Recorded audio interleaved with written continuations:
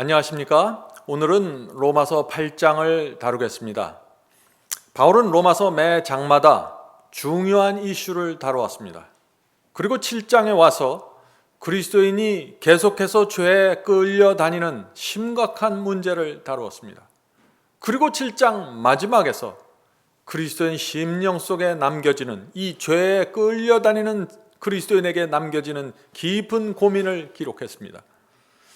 로마서 7장 24절입니다. 오호라 나는 곤고한 사람이로다. 이 사망의 몸에서 누가 나를 건져내랴. 성도 여러분, 이것이 주님을 따르는 그리스도인이 갖게 되는 고민이고 딜레마입니다. 가장 밑바닥에 깔려있는 그리스도인의 고민입니다. 성도 여러분, 우리가 어떻게 하면 이 고민에서 벗어날 수 있을까요? 이 질문에 대한 답을 갖고 있는 성도들이 하나님의 자녀가 되는 것입니다. 성도 여러분, 이번 기회에 바이블 칼리지에 오셔서 로마서를 공부해 보시기 바랍니다. 여러분의 구원과 영생을 위해서 꼭 필요한 복음과 기별이 준비되어 있습니다. 바울은 이 로마서 8장에서 복음의 아주 구체적인 경험을 설명합니다. 그래서 제가 이 로마서 8장을 좋아하고 아주 강조하는 말씀이 이 로마서 8장인지 여러분들 잘 아시죠? 성도 여러분, 인간의 두뇌에는 고등 능력과 저등 능력이 있다고 합니다. Higher power and lower power입니다. 높은 능력과 좀 저등한 능력이 있다 하는 것입니다. 이 고등 능력이라는 것은 지성, 자유의지, 양심과 같은 능력을 얘기하는 것입니다. 이 고등 능력은 두뇌 앞 이마에 있습니다. 전두엽이라고 하죠. 이곳에서 선택과 결정이 이루어지는 것입니다. 그래서 성경은 하나님의 인이 앞 이마에 인쳐진다고 하는 것입니다. 저등 능력이 있는데 저등 능력은 우리의 식욕, 열정, 욕망입니다. 이것도 하나님께서 처음 창조하실 때 주신 것입니다. 그래서 우리가 먹고 싶은 욕망을 느끼고 또 아름다움을 보면서 감탄하는 그런 마음의 정서가 생기는 것입니다. 죄를 범하기 전에는 이 고등 능력이 저등 능력을 지배하고 컨트롤했습니다. 다시 말해서 지성과 자유의지와 양심이 식욕과 욕망을 적당하게 조절했다는 것입니다. 하나님의 뜻대로 그래서 살 수 있었던 것입니다. 그래서 아담과 하와에게 순종은 자연스러운 것이었습니다. 그러나 이 아담과 하와가 선악과를 따먹게 되었죠. 죄가 들어왔습니다. 어떤 문제가 생겼나요? 인간의 본성에 큰 문제가 생겼습니다. 어떤 문제가 생겼냐면은 저등 능력 속에서 악한 욕망과 탐욕이 강력하게 올라오기 시작했다는 것입니다. 그리고 그런 저등 능력이 고등 능력을 지배하는 성향을 갖게 되었습니다. 그래서 인간은 자유의지를 갖고 있지만 자기 마음대로 행사하지 못하고 그것을 의지를 행사하지 못하고 저등 능력에 끌려가서 죄를 자꾸 범하게 되는 일이 생긴 것입니다. 성도 여러분, 이 아담의 모든 후손은 바로 이런 상태로 태어난다는 것입니다.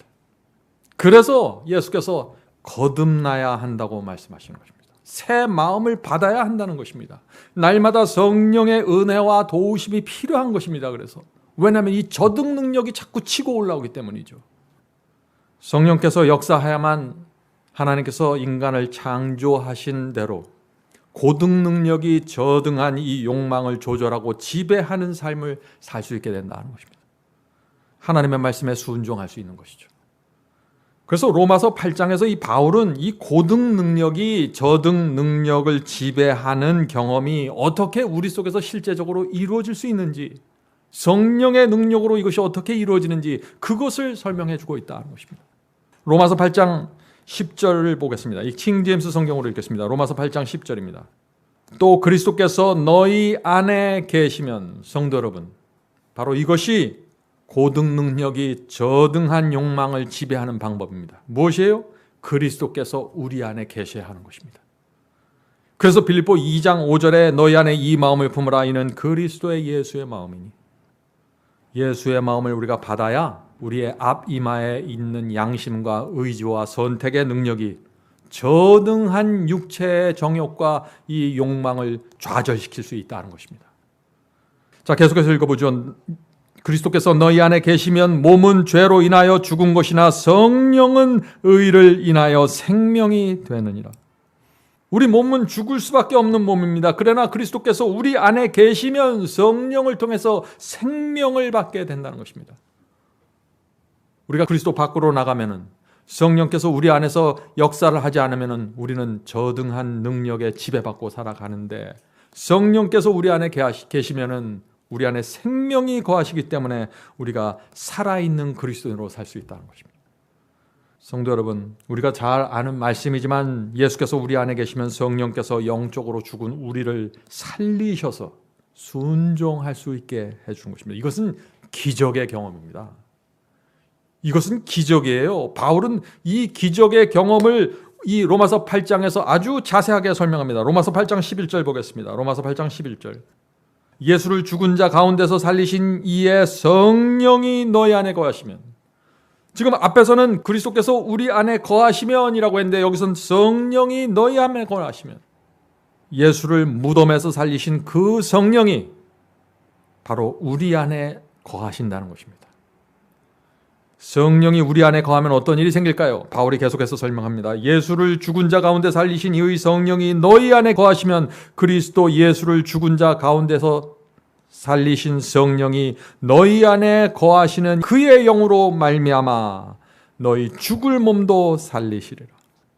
성도 여러분, 이것이 복음입니다. 그냥 예수를 지적으로 믿고 동의하는 것이 아니에요. 예수를 무덤에서 살리셨던 그 성령께서 우리 속에 들어오셔서 육으로 육체로 끌려가던 사람이 성령을 따라서 가는 그런 변화가 일어난다는 것입니다. 제가 그리스도를 영접했을 때 가장 문제가 되었던 것이 바로 이 경험이었습니다. 제가 알고 있는 몇 가지 말씀에 순종하는데 문제가 없었습니다. 교회에서 사람들에게 친절하게 대하는데 문제가 없었습니다. 교회에서 봉사하고 헌금을 드리는데 문제가 없었습니다. 그런데 성령을 통해서 죽은 내가 살아나는 경험이 뭔지를 모르는 것입니다. 그래서 시험과 유혹이 올 때 육신에서 올라오는 이 충동을 물리치고 성령을 따라갈 수 없었던 것입니다. 시험과 유혹이 오면은 무기력하게 죄에 끌려가는 것입니다. 보통 때는 멀쩡합니다. 그런데 시험이 오면은 무너지는 것입니다. 성령께서 내 양심 속에서 그렇게 하지 말라고 호소함에도 불구하고 그 음성을 따라갈 수 없었던 것입니다. 성도 여러분, 오늘날 많은 그리스도인들에게 이것이 큰 고민이 되고 있는 것입니다.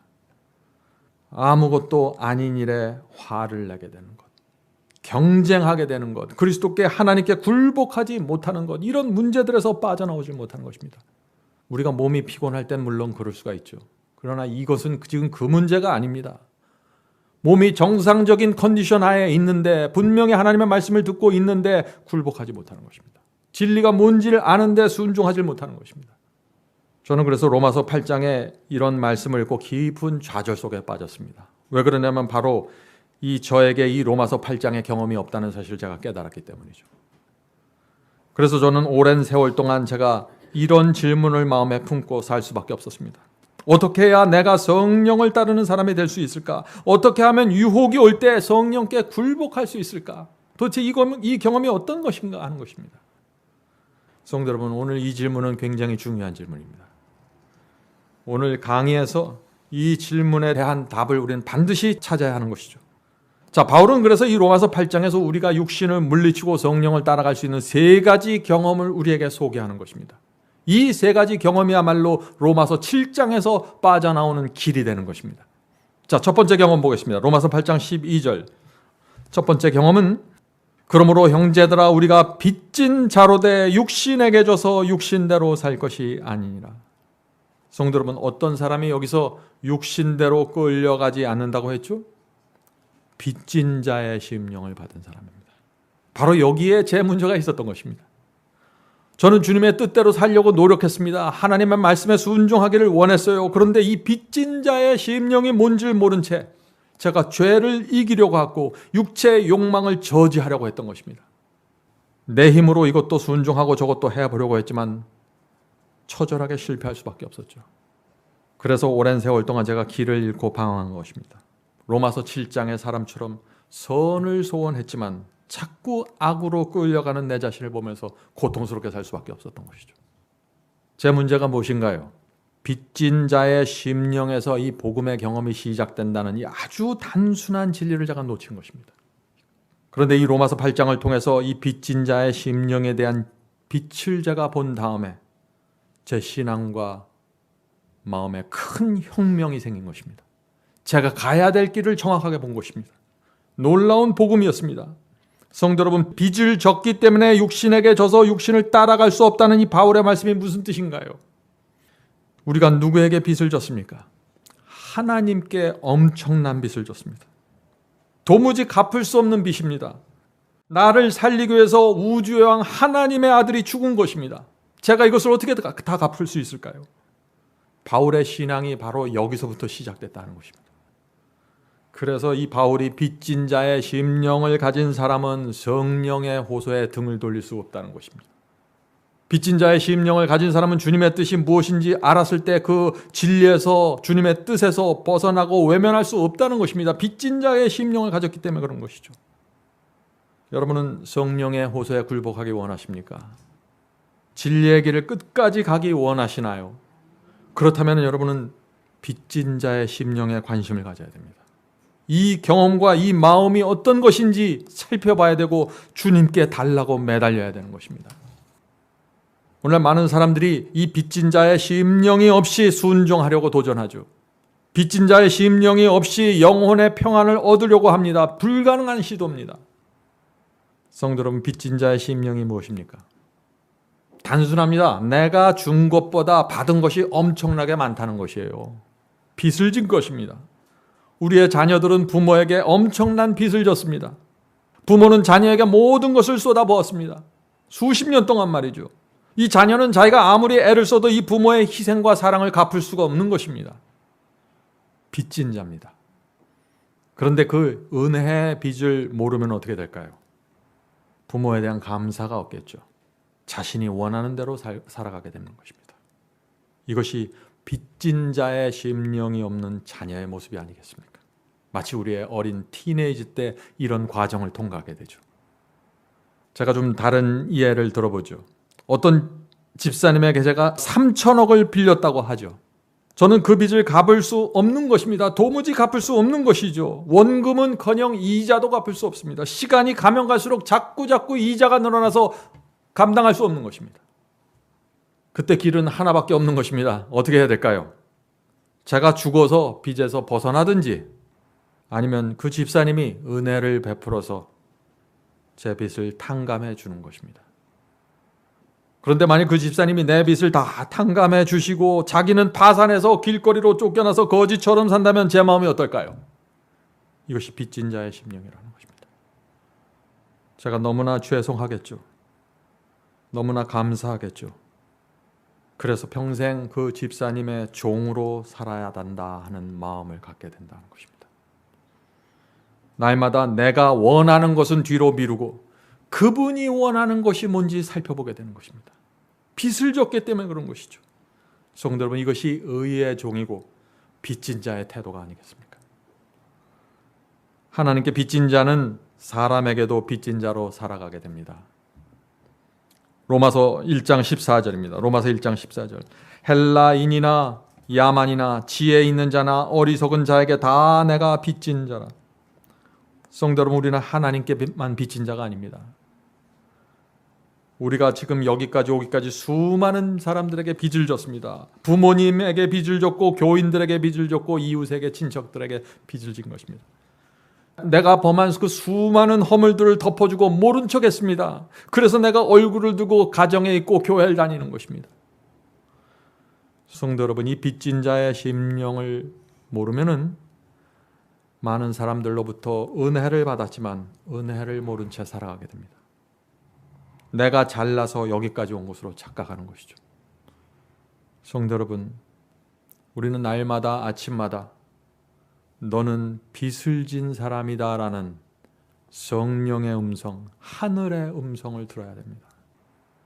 이것이 우리가 살아서 신앙할 수 있는 유일한 길입니다.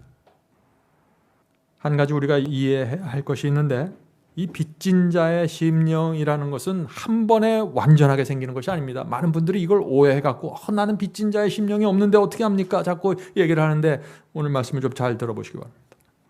도무지 갚을 수 없는 엄청난 빚을 지면 어떻게 돼요? 세월이 가면 갈수록 이자가 늘어나기 때문에 그 빚은 점점 더 크게 늘어나는 것입니다. 은혜의 빚도 마찬가지입니다.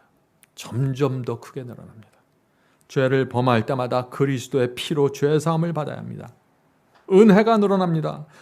죄를 범할 때마다 은혜는 자꾸만 늘어나는 것입니다. 그 하나님의 은혜를 갚을 길이 없는 것입니다.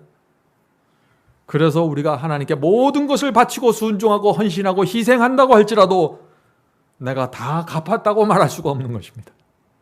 그래서 교만해질 수 없고 율법주의자로 세상을 살아갈 수 없는 것입니다. 주여, 제가 이것밖에 드리지 못해서 죄송합니다.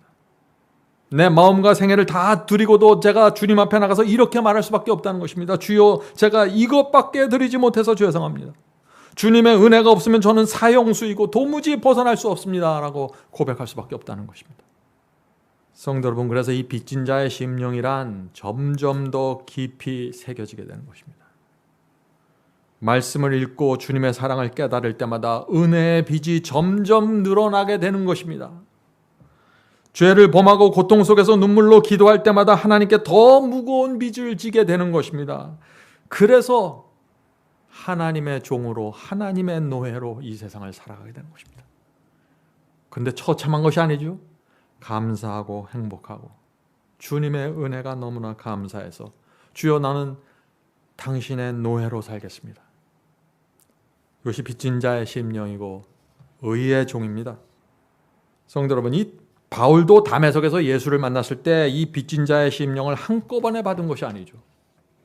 그때부터 시작해서 바울의 경험은 점점 더 깊어갔습니다. 우리도 마찬가지라는 것입니다. 지금 당장 내 경험이 부족하다고 할지라도 그래서 좌절할 필요가 없는 것입니다. 우리가 믿는 것이 진리가 확실하다면 우리가 부족할지라도 진리를 붙잡고 계속해서 걸어가는 것이 필요합니다. 그렇게 하면 성령께서 우리의 경험을 점점 더 분명하게 해주시고 견고하게 인도해 주신다는 것입니다. 얼마나 감사합니까? 이 모든 것은 성령의 역사로 이루어지는 것입니다. 중요한 것은 내가 진리를 붙잡고 있어야 된다는 것입니다. 자, 두 번째 경험 넘어가겠습니다. 두 번째 경험, 로마서 8장 13절. 우리가 육신대로 살면 반드시 죽을 것이로되 성령으로서 몸의 행실을 죽이면 살리리. 자, 여기서 바울이 무엇을 말하나요? 육체의 욕망을 죽여야 하는데, 육체를, 몸의 행실을 죽여야 하는데 무엇으로 죽이라고 했습니까? 지금 성령으로 죽이라고 했습니다. 그런 성도들이 하나님의 자녀라고 했습니다. 우리가 이 말씀의 의미를 이해할 수 있을까요? 저는 처음에 여기서 또 문제가 생겼습니다. 저는 내 의지로, 내 결심으로 이것을 자꾸 죽이려고 했어요. 잘 안 되는 것이죠. 성도 여러분, 여기서 우리가 좀 분명하게 알아야 될 것이 있는데, 육신대로 살면은 멸망당할 가능성이 높은 것이 아닙니다. 반드시 멸망당한다는 것입니다. 그것이 로마서의 가르침이에요. 이 진리가 아주 분명하게 깨끗하게 이해해야 돼요. 그래야 우리 경험이 다는 것입니다. 많은 사람들이 무의식 속에서 육신을 죽이려고 노력해야지, 어느 정도 죽이면 되겠지, 이런 막연한 생각을 머릿속에 갖고 살아요. 그러니까 경험이 깨끗하게 따라오질 못하는 것이에요. 육의 행실을 줄여 나가는 것이 아니라 죽이는 것입니다. 우리가 이 로마서의 말씀을 있는 그대로 받아들일 수 있을까요? 많은 사람들이 이런 말을 합니다. 나는 육신을 죽이려고 노력했습니다. 그러나 실패했습니다. 어떻게 우리가 육체의 욕망을 죽이면서 살 수 있습니까? 누가 그렇게 살 수 있나요? 이런 질문을 하는 것입니다. 이런 분들의 문제가 무엇인가요? 내 힘, 내 의지로 죽이려고 애쓰다가 실패하는 것입니다. 지금 바울은 로마서 8장 13절에서 성령으로 죽이라고 하는 것입니다. 내 힘, 내 의지로 죽이려는 것은 극기입니다. 그건 극기. 기독교 신앙이 아니에요, 그거는. 이 순종의 열매는 빚진 자의 심령에서 맺혀진다는 것입니다. 성령께서 날마다 내 속에 빚진 자의 심령을 새롭게 해주셔야 되는 것입니다. 그래야만 날마다 내가 내 자신을 부인하고 십자가를 지면서 나갈 수 있는 것입니다. 자, 성령으로 몸의 행실을 죽인다, 성령으로 육체를 죽인다, 이것이 무엇인가? 제가 좋은 말씀을 하나 읽어드리겠습니다. Message to the Young People 114페이지입니다. 진실한 그리스도인이라고 할지라도 죄를 범하려는 충동을 느끼게 되는데 이 말씀이 무슨 뜻인가요? 거듭난 사람도 진실한 그리스도인이라는 건 거듭났다는 것입니다. 중생한 경험이 있다는 것입니다. 그런데 이런 사람의 마음속에서도 뭘 느껴요? 죄의 충동을 느낄 수 있다는 것입니다. 예수께서 재림하셔서 우리에게 거룩한 몸, 영화로운 몸을 줄 때까지 유혹과 충동을 느끼면서 우리는 살아가는 것입니다. 그래서 바울이 날마다 내 자신을 죽인다고 말하는 것이죠. 어떤 분들은 이 죄에 대한 충동을 느끼면 내가 벌써 죄를 범했구나라고 좌절하고 슬퍼하는 것입니다. 그건 오해죠. 마음속에서 꿈틀거리는 욕심이 올라오는 것을 우리가 인식할 때, 내 속에서 올라오는 죄의 충동을 내가 느낄 때 아직 죄가 아닙니다. 죄는 내가 그것을 붙잡고 품기로 결정해야 하는 것입니다. 계속해서 읽어보죠. 진실한 그리스도인이라고 할지라도 죄를 범하려는 충동을 느끼게 되는데 이는 육체의 소욕이 성령을 거스려 싸우기 때문이다. 자, 육체의 소욕이 성령과 싸운다는 이 경험이 어떤 경험인가요? 시험과 유혹이 올 때 육체 속에서 죄된 충동과 욕망이 올라옵니다. 누군가 내 자존심을 살짝 건드리면 육체가 꿈틀거리는 것입니다. 그것은 아무리 성결한 그리스도인들도 그런 꿈틀거림을 느낄 수 있다는 것입니다. 내 속에서 죄된 욕망이 꿈틀거리면서 올라오는 것을 내가 느낄 때, 그때 반대쪽에서 또 하나의 음성이 들리는데 그것이 무엇이에요? 성령의 호소입니다. 이 길이 정론이 이 길로 가라. 육체에 끌려가지 마라. 진리에 정확하게 서라. 의의 음성이 들려오는 것입니다. 그래서 육체의 욕망과 성령의 호소가 서로 나를 자기 쪽으로 끌고 가려고 싸우는 것입니다. 그것이 육체와 성령이 내 속에서 대적하는 것이에요. 이것이 마음속에서 날마다 벌어지는 선과 악의 전쟁입니다. 이 전쟁에서 승리하는 사람들이 이기는 자입니다. 자, 계속해서 읽어보죠. 이는 육체의 소욕이 성령을 거스려 싸우기 때문이다. 마음속에서 성령과 육체 사이에서 벌어지는 대쟁투는 쉼이 없는 투쟁인데 하루도 이 전쟁에서 예외받는 사람은 없는 것입니다. 예수께서 오실 때까지 이 전쟁은 계속해서 진행되는 것이에요. 대쟁투는 쉼이 없는 투쟁인데 그리스도의 도우심이 필요되는 것은 바로 여기이다. 성도 여러분, 그리스도의 도우심이 필요되는 것은 바로 여기다라고 했는데 바로 여기가 어딘가요? 우리 마음속에서 육체의 소욕과 성령이 투쟁할 때입니다. 육체와 성령이 서로 대적해서 나를 끌어가려고 할 바로 그때가 우리가 그리스도의 도우심을 필요로 하는 때다. 다시 말해서 바로 그때가 우리가 즉시 무릎 꿇고 엎드려서 기도할 때라는 것입니다. 성도 여러분, 이것이 승리의 비결입니다. 이것이 그렇게 어렵습니까? 여러분이 유혹을 어디서 느낍니까? 지하 파킹장, 주차장에서 느끼나요? 차 안에서 엎드려서 기도해야 됩니다. 시간을 끌지 마세요. 육체와 성령이 내 속에서 대적할 때 왜 우리가 기도해야 될까요? 왜 우리가 그리스도께 나가 도움을 청해야 될까요? 왜냐하면 내 속에는 이 육체가 나를 끌어가는 그 힘을 저항할 수 있는 능력이 없기 때문이죠. 유혹을 이길 힘이 내게 없는 것입니다. 그래서 우리가 기도를 통해서 하늘 성소에 계신 주님께 나가 주여 도와주시옵소서. 주께서 저를 도와주지 않으면 제가 여기서 빠져나갈 수가 없습니다. 이런 간절한 기도가 필요한 것입니다. 성도 여러분, 여러분이 여러분 속에서 올라오는 그 육체의 정욕과 충동이 얼마나 강한가를 인식하면 할수록 여러분은 더 빨리, 더 깊이, 더 가까이 주님께 나가게 될 것입니다. 이것이 영성입니다. 하나님께서 우리의 그런 기도에 응답하실까요? 반드시 응답하십니다. 그것은 성경의 약속이에요. 성경은 승리를 약속하고 있는 것입니다. 누구든지 그런 심령으로 주 앞에 나와서 굴복하고 간절히 매달리는 사람에게는 하나님께서 능력을 주신다는 것입니다. 성령을 통해서 말이죠. 제가 여러 번 죄에 쓰러졌지만 제가 이런 심령으로 주 앞에 나가서 기도할 때마다 저는 제 마음이 성령의 은혜로 부드러워지고 회복되는 것을 제가 느꼈습니다. 성도 여러분, 바울은 갈라디아서에서도 이 육체의 소욕과 성령이 투쟁하는 모습을 또 설명합니다. 갈라디아 5장 16절 18절입니다. 내가 이르노니 너희는 성령을 쫓아 행하라. 그리하면 육체의 욕심을 이루지 아니하리라. 분명하죠? 성도 여러분, 이것은 약속이에요. 어떤 상황에서도 성령을 따라가면 육체에서 올라오는 욕심을 이루지 않는다는 것입니다. 자, 계속해서 읽어보죠.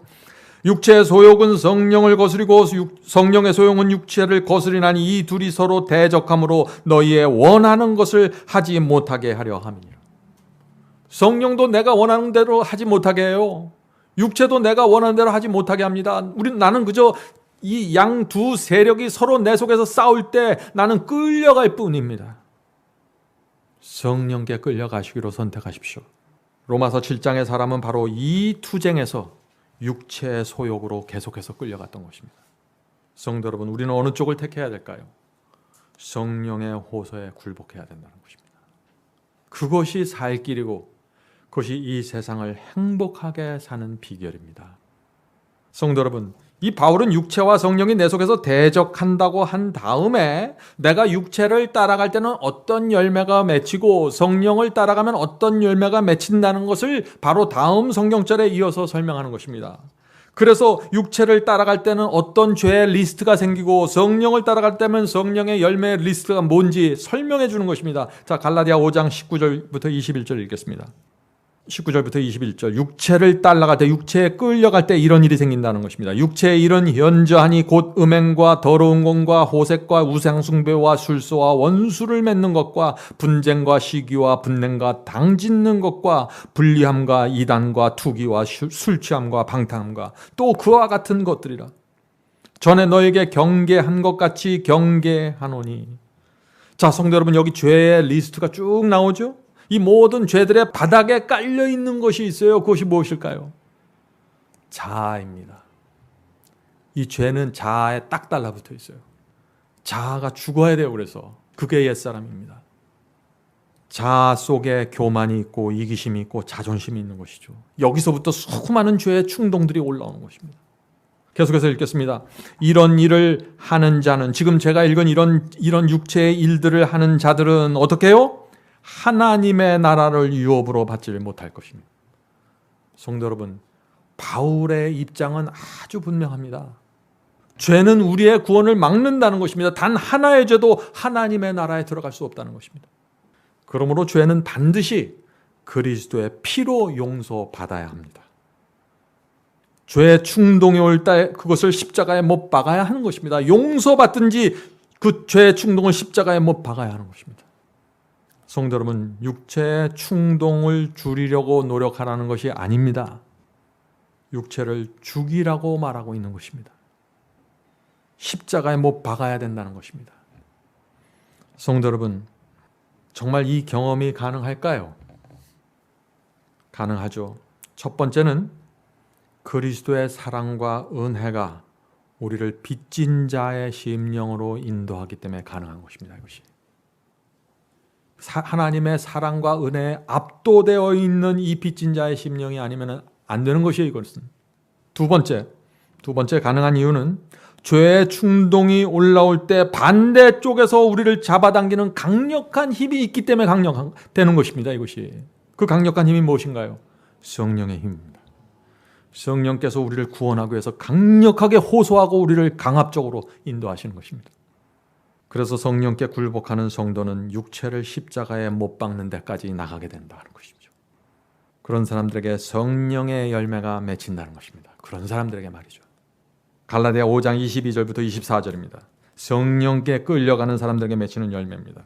오직 성령의 열매는 사랑과 희락과 화평과 오래 참음과 자비와 양선과 충성과 온유와 절제니 이 같은 것을 금지할 법이 없느니라. 자, 성령의 열매를 금지할 법이 없다고 했는데 이 말씀이 무슨 뜻인가요? 성령을 따르면 반드시 이런 열매가 맺힌다는 것입니다. 아무도 이것을 금지할 수가 없어요. 성령을 따라가기만 하면은. 자, 어떤 사람들에게 성령이 맺힐까요? 바울이 다시 설명합니다.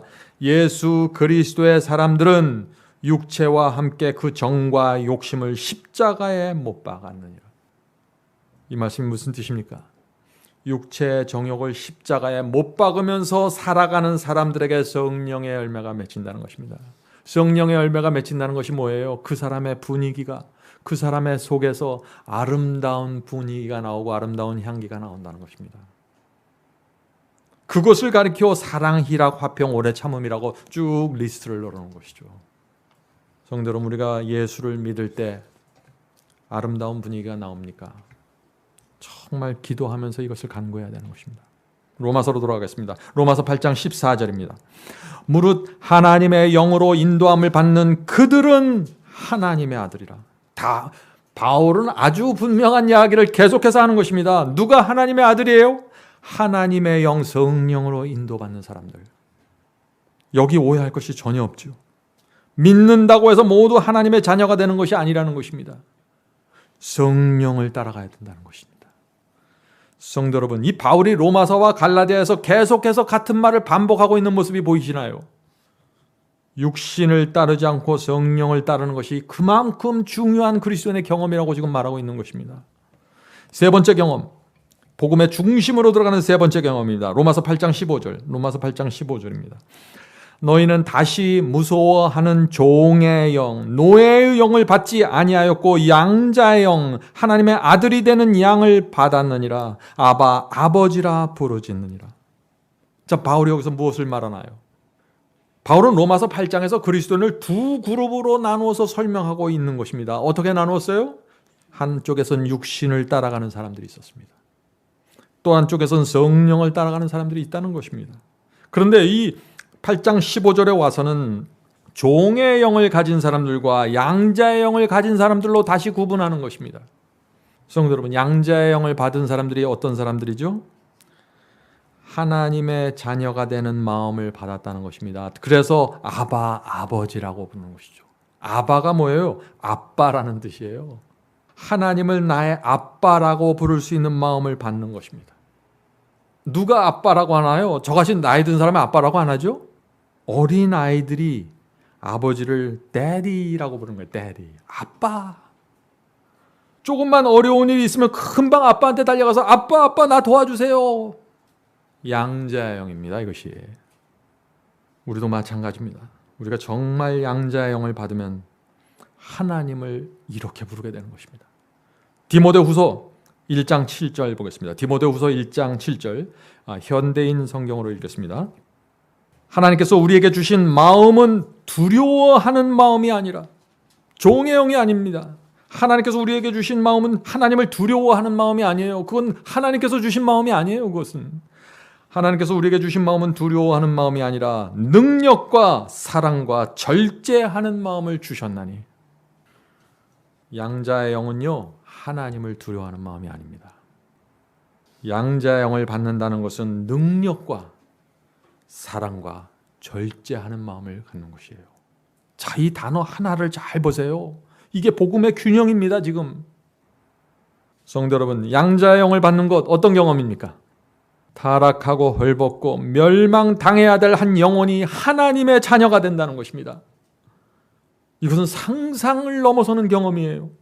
양자의 영을 받을 때 정말 죽어야 될 영혼이 하나님의 자녀가 되는 것입니다.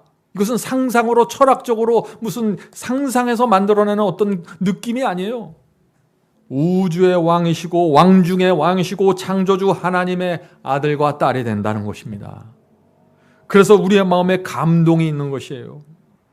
창조주 하나님이 나의 아버지가 되는 것입니다. 그런 사람에게 두려울 것이 뭐가 있습니까? 성도 여러분, 정말 하나님이 우리의 아버지가 되면은 어떤 일이 생길까요? 하나님이 하늘에 대저택을 짓고 있고 상상할 수 없는 유산을 주기 위해서 우리를 기다리고 있다는 것이 현실이고 그것이 사실이라면 우리가 어떻게 변해야 될까요? 하나님께서 이 양자의 영을 받은 성도들을 데리고 가기 위해서 반드시 이 땅에 오실 것이라는 사실을 내가 믿으면 어떻게 될까요? 우리가 어떻게 살아야 될까요? 돈 때문에 고민하지 않게 됩니다. 이 세상에 이런저런 사소한 문제 때문에 다투지 않게 됩니다. 염려로 애태우고 이 땅에서 땅 따먹기 하면서 살게 되질 않습니다. 양자영을 받으면 그렇게 되는 거예요. 이 양자영을 받으면 그래서 날마다 감사와 기대와 감격으로 살게 된다는 것입니다. 어깨를 펴고 하늘에 계신 내 아빠, 내 아버지를 바라보면서 살게 되는 것입니다. 성도 여러분, 이것이 그리스도인의 모습 아닙니까? 빌립보서 3장 20절 보겠습니다. 빌립보서 3장 20절. 바울의 말씀을 잘 들어보세요. 오직 우리의 시민권은 하늘에 있는지라. 거기로서 구원하는 자 곧 주 예수 그리스도를 기다리노니. 성도 여러분, 그리스도인은 주민등록증 갖고 사는 사람들이 아니에요. 미국 시민권으로 사는 사람들도 아닙니다. 그리스도인은 그런 사람들이 아니에요. 이 그리스도인이라는 것은 우주 전체가 부러워하는 하늘 시민권을 갖고 사는 사람들이에요. 그래서 이 세상에 관심이 없어요. 이것이 양자의 영을 받은 사람들입니다. 성도 여러분, 왜 바울이 이 양자의 영을 꼭 받으라고 할까요? 양자의 영을 받으면 육신에 끌려다니지 않기 때문입니다. 양자의 영을 받으면 세상에 끌려다니지 않습니다. 양자의 영을 받으면 이 염려와 그 걱정 속에 파묻히지 않게 되는 것이에요. 이 세상을 이기는 자로 살게 되는 것입니다. 이것이 바울이 전하는 복음입니다. 성도 여러분, 바울이 여러 가지 표현을 우리에게 던지는 것, 경험의 표현을 던지는 걸 이해하세요.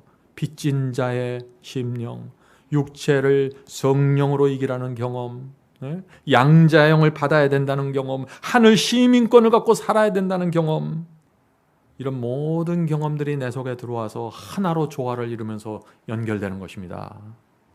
성도 여러분, 종의 영을 가졌다는 것은 그럼 무슨 뜻입니까? 여기 종의 영이 있고 양자의 영이 있다 그랬죠? 종의 영을 가졌다는 것, 이것은 주인이 무서워서 벌벌 떠는 이 종의 정신을 갖고 있다는 것입니다.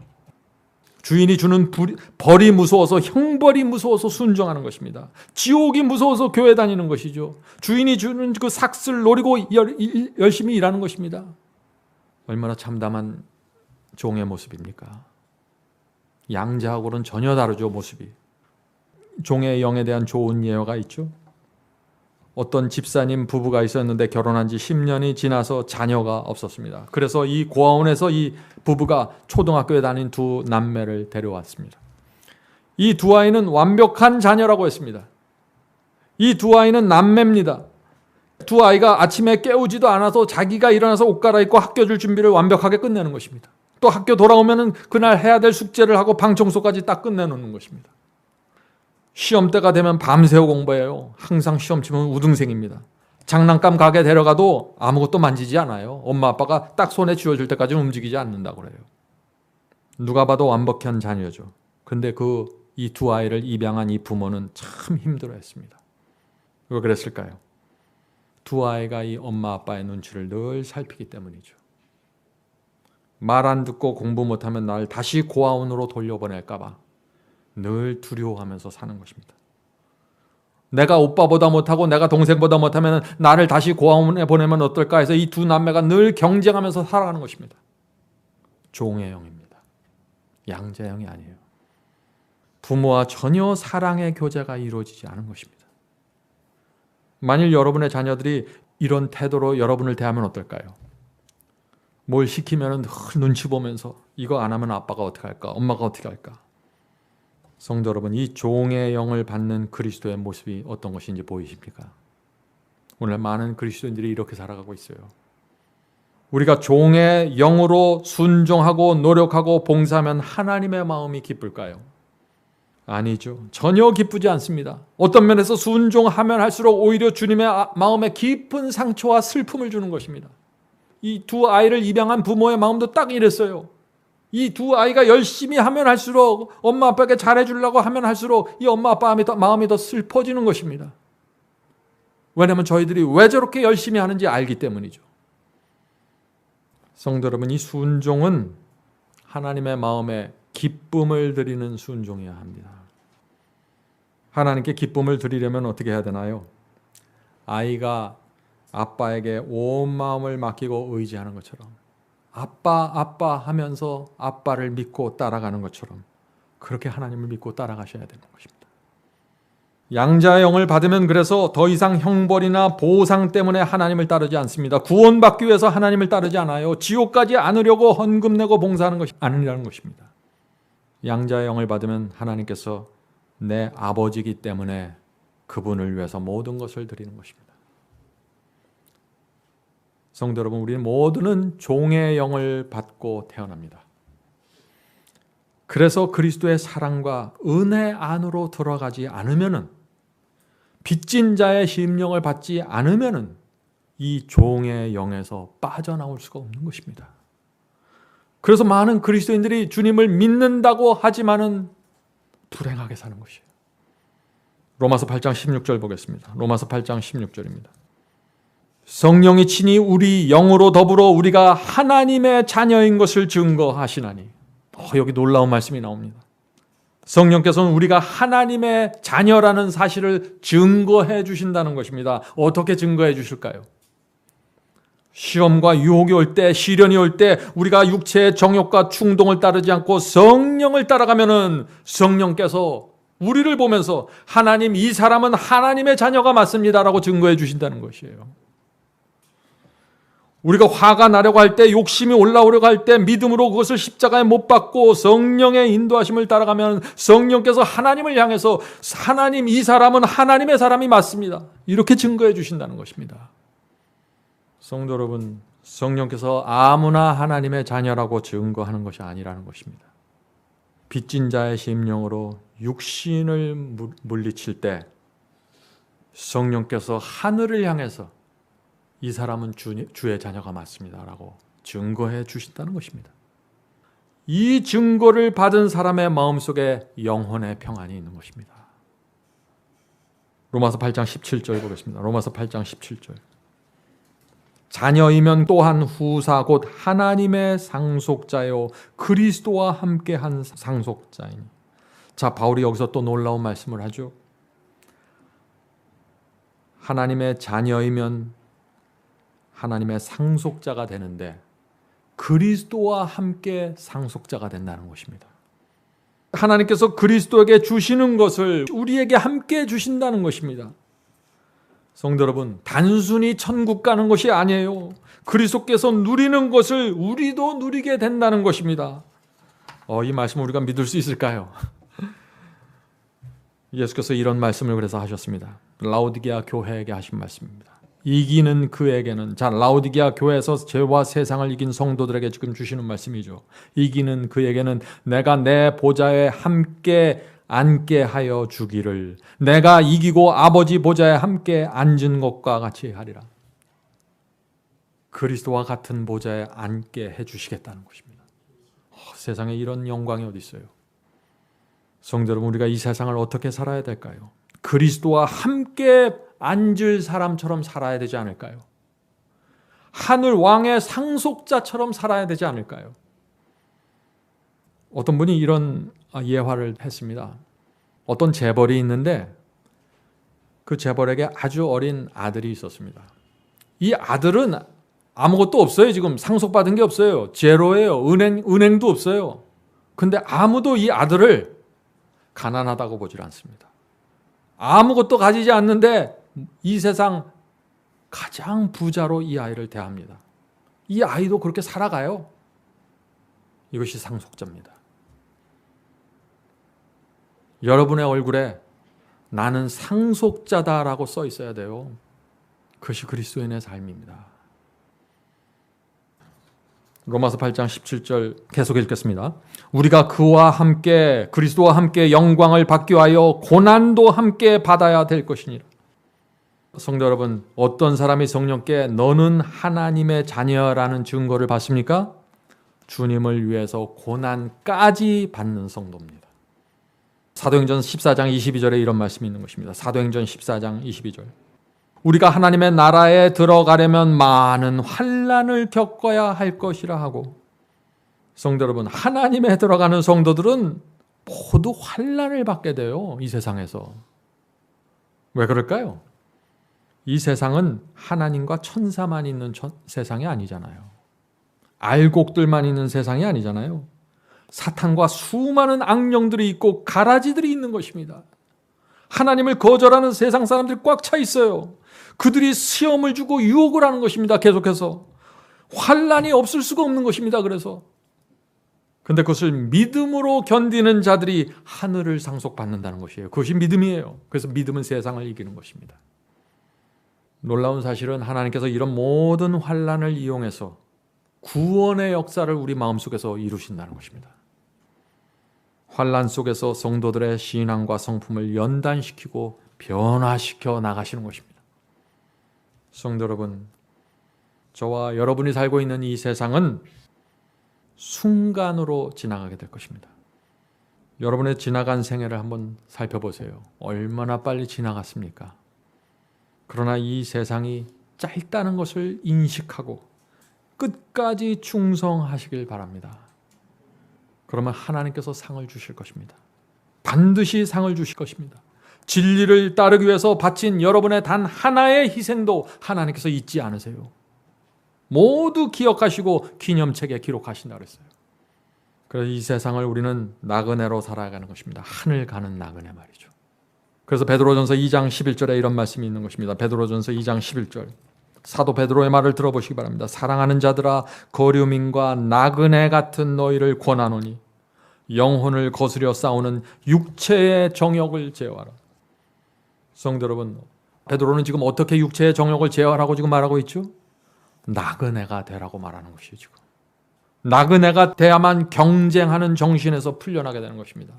영혼의 평안이 있는 것입니다. 나그네가 되지 않으면 어떻게 될까요? 세상에서 심지어 교회 안에서까지 내가 어떤 대접을 받아야 마음이 편안해요. 인정을 받아야 마음이 편안한 것입니다. 내가 원하는 만큼 대우받지 못하면 어떻게 돼요? 속상하죠. 원통하죠. 원망이 생기는 것입니다. 그래서 나를 무너뜨리는 것이죠. 그런 것들이. 나그네가 아닙니다. 성도 여러분, 여러분이 정말 나그네가 되면은요, 여러분을 붙잡고 있던 수많은 문제들이 떨어져 나가게 될 것입니다. 여러분 그것을 느낄 것입니다. 나그네 신앙은 굉장히 중요한데, 왜냐하면 이 나그네 신앙을 통해서 로마서 8장에 나오는 이 세 가지 경험으로 연결될 수 있는 것입니다. 내가 성령으로 내 자신을 죽이고 부인하는 이런 것들이 내 기본적인 내 신앙 속에서 나그네 신앙이 있어야 이것이 아주 자연스럽고 풍요롭게 이루어지는 것입니다. 저는 오래전에 정말 말씀대로 살려고 하고 정말 성령을 따라가기 원해서 기도하면서 말씀을 읽으면서 살았지만 나그네 신앙에 빠져 있었더라고요. 제가 나그네 신앙이 결핍되어 있었어요. 그러니까 이 나머지 로마서 8장에 나오는 이 경험들이 아주 자연스럽게 오지 못하는 것을 제가 느꼈습니다. 여러분 나그네 신앙으로 꼭 들어가시길 바랍니다. 우리의 인생의 유일한 희망은 하나님이십니다. 다른 길이 없어요. 우리 모두 하나님 안으로 깊이 들어가게 되길 제가 간절히 바랍니다. 성도 여러분, 여러분이 정말 이 세상을 나그네로 살면은 여러분을 괴롭히는 인생의 많은 문제들과 숙제들로부터 벗어나게 될 것입니다. 우리는 나그네 신앙으로 들어가야 하는 것입니다. 나그네 신앙은 정말 중요한 것입니다. 우리는 이 나그네 신앙을 통해서 로마서 8장에서 오늘 배운 이 세 가지 경험으로 깊이 들어가게 되는 것입니다. 성령으로 나를 십자가에 못 박고 십자가를 지는 그 주님을 따르는 그 길을 걸으려면 나그네 신앙으로 가야 하는 것입니다. 저는 오래전에 저를 부인하고 십자가를 지는 이 문제에 대해서 고민하고 이 경험을 가지려고 애를 썼습니다. 그런데 자꾸 실패하고 넘어졌습니다. 그때 저는 제 신앙에 무엇이 문제인지 몰랐습니다. 그러다가 성령께서 내 자신의 모습을 보여주기 시작하셨습니다. 그때 내 문제는 나그네 신앙이 없었던 것이었습니다. 나그네 신앙이 없으면서 좁은 길을 가려고 했고 주님의 말씀에 순종하려고 한 것이 제 문제였습니다. 그런 신앙으로는 로마서 8장에 오늘 나눈 우리 이 세 가지 경험을 이해할 수 없고 경험할 수 없는 것이죠. 성도 여러분, 우리 인생의 유일한 희망은 하나님이십니다. 다른 길이 없는 것입니다. 하나님을 바라보면서 이 땅을 나그네로 가야 하는 것입니다. 그렇게 할 때 성령께서 우리 속에서 이 복음의 경험을 실제화하시면서 우리를 하나님의 자녀가 되는 길로 인도해 주십니다. 하늘에 계신 저희들의 아버지, 하나님께서 이렇게 복음의 경험을 자세히 구체적으로 설명해 주시는데 저희가 이 경험을 놓칠 수가 없습니다. 주여, 로마서 8장에 나오는 이 세 가지 경험이 저희 속에 들어와서 저희의 육신을 죽이고 빚진 자의 심령과 양자의 영과 성령으로 나를 죽이는 경험으로 깊이 들어갈 수 있도록 도와주시옵소서. 하늘에 계신 아버지, 저희는 정말 원합니다. 주께서 저희를 아십니다. 주여, 저희가 지금 부족하지만은 이 경험이 무엇인지 저희가 알기 원하고 경험하기를 원합니다. 도와주시고 불쌍히 여겨주시고 인도해 주시옵소서. 하늘에 계신 아버지, 저희가 이 세상을 나그네로 살길 원합니다. 이 세상이 안개처럼 사라질 것을 저희가 압니다. 주여, 영원히 이 세상에 남는 것은 하나님의 말씀과 저희의 신앙과 저희의 마음이오니 주께서 지켜주시고 저희를 하나님의 말씀 위에 세워주시옵소서. 오늘 기도하는 성도들에게 함께하여 주셔서 정말 로마서 8장의 복음이 무엇인지 경험하고 이 세상을 참된 행복과 영혼의 평안을 갖고 살 수 있도록 도와주시옵소서. 하나님의 영광이 저희 속에서 드러날 수 있도록 도와주시옵소서. 예수님의 이름으로 간절히 기도드립니다.